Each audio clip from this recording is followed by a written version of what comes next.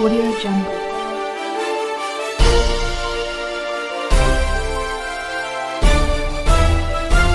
Audio Jungle.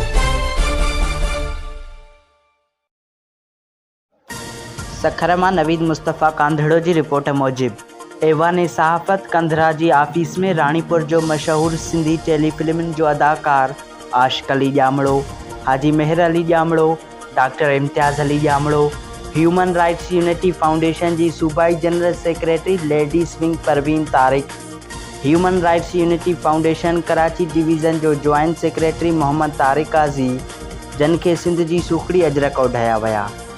उन मौक़े ते ऐवान सहाफ़त कंधरा आफिस जो सरपरस्त आला ऐं सीनियर सहाफ़ी मोहब्बत राजपर आयल महिमाननि खे आजियाणो ॾिनो, जॾहिं त सीनियर सहाफ़ी आसिफ़ बलोच, शाइर ज़मीर जागीरानी, शाइर ऐं human rights unity foundation Sukkur ज़िले जो सीनियर नायब सदर GM कांधड़ो, KIT न्यूज़ जो न्यूज़कास्टर प्रोड्यूसर ऐं रेडियो नेटवर्क रोढ़ीअ जो RJ राशिद गुल कांधड़ो, RJ हिज़्बुल्लाह गांघरो, आयतुल्लाह गांघरो, हाफ़िज़ ज़ुबैर अहमद बुल्लो जन प्रोग्राम में शामिल हुआ।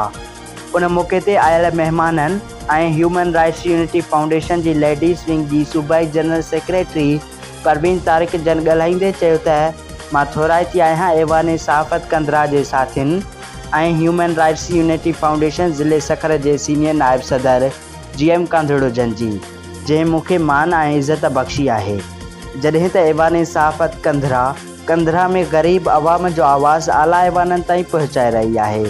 उन्हनि खे जस ॾियां थी ऐं उमेद थी करियां त आईंदा बि ग़रीब मज़लूमनि जो आवाज़ आला ऐवाननि ताईं पहुचाईंदा रहंदा। Audio Jungle.